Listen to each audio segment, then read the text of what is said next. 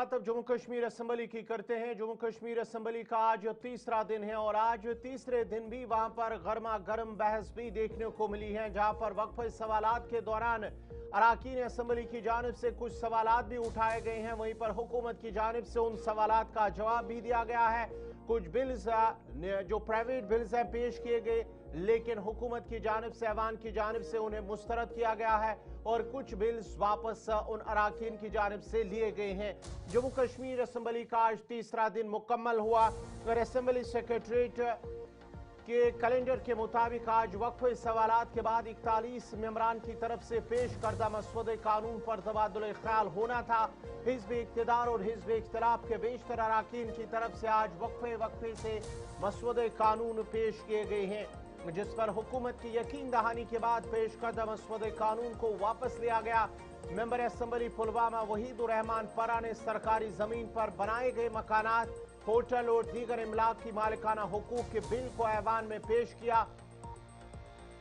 वज़ीर आला उमर अब्दुल्ला ने बिल की मुखालफत करते हुए कहा कि ऐसे कानून को लाकर जमीनी सूरत हाल अबतर हो सकती है, ताहम जायज केसों में सुनवाई की गुंजाइश आज भी है। वज़ीर आला की यकीन दहानी के बावजूद मेंबर मौसूफ ने बिल वापस नहीं लिया, जिसके बाद स्पीकर ने ऐवान के सामने बिल को वोटिंग के लिए रखा, जिस पर एनसी और बीजेपी मेंबरान ने इसको मुस्तरद करने के लिए वोट दिया, जिसके बाद ही बिल को मुस्तरद कर दिया गया है।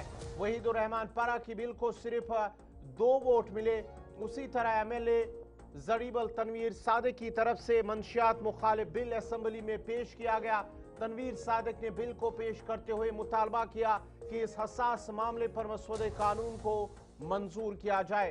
तम सरकार की यकीन दहानी के बाद तनवीर सादिक ने भी मसौदे कानून वापस लिया, इस उम्मीद के साथ कि हुकूमत अज खुद रिहेबिलिटेशन सेंटर कायम करेगी। और शराब मुखालिफ बिल को दोबारा ऐवान में लाया गया था, ताहम वक्त न मिलने पर मसौदे कानून पेश न हो सका।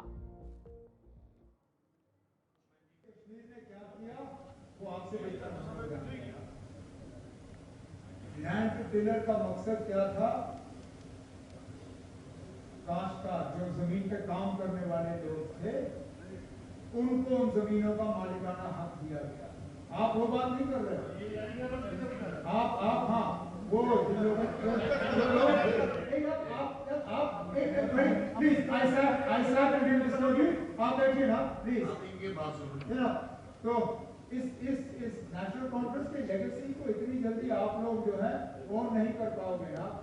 जो आप प्रपोज कर रहे हो और जो शेर कश्मीर ने किया, दोनों में जमीन आसमान का फर्क। एक दूसरा, आपने कहीं ये कहा कि इनके डर पे आके हम काम करते हैं।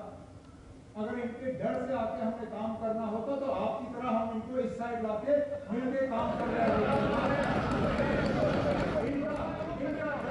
सुनिए नहीं साहब, अब सियासत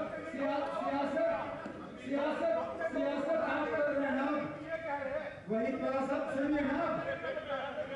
अब जरा सुनने की हिम्मत रखिए, क्योंकि बात आप करते हो, जब जवाब हम देते हैं तो फिर आपसे रहा नहीं जाता। इन लोगों को इसमें आपने शामिल किया। मैंने तो उस वक्त सिर्फ इतना ही कहा था कि ये क्या कहते हैं, रोशनी को लेके मैंने उस चीज का इस्तेमाल इस बिल को रिजेक्ट करने के लिए नहीं किया। मैंने ये कहा जनाब, आप एक फ्लड गेट खोलोगे। आपने मेरे रिश्तेदारों की बात की, कहा कि मेरे रिश्तेदारों के पास भी बुलडोजर आए। हमने एतराज उसका इसलिए किया क्योंकि मेरे कोई रिश्तेदार जो है गैर कानूनी तौर जमीन पर नहीं बैठे हैं,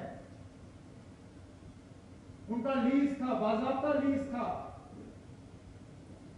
उस लीज को वायलेट हमने नहीं किया, लेकिन चलिए सियासत के बुनियाद पर उनको लाके बुलडोजर वहां चला दिया गया।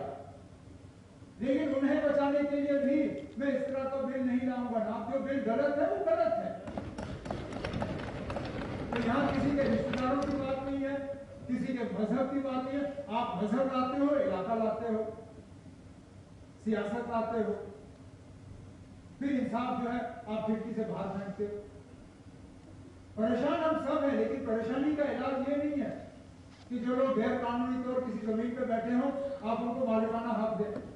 लैंड की लैंड बिल्कुल हम 5 मरला जमीन उनको दे देंगे, जिनके पास घर नहीं है हम दे देंगे।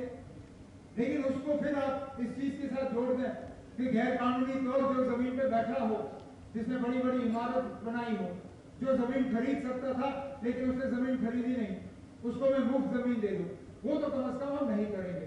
बाकी लोगों को अपना हक वो इस हुकूमत की तरफ से मिल जाएगा, उसमें हमें आपकी मदद की जरूरत नहीं होगी, हम काफी है ना, हम खुद कर लेंगे। बहुत बहुत शुक्रिया।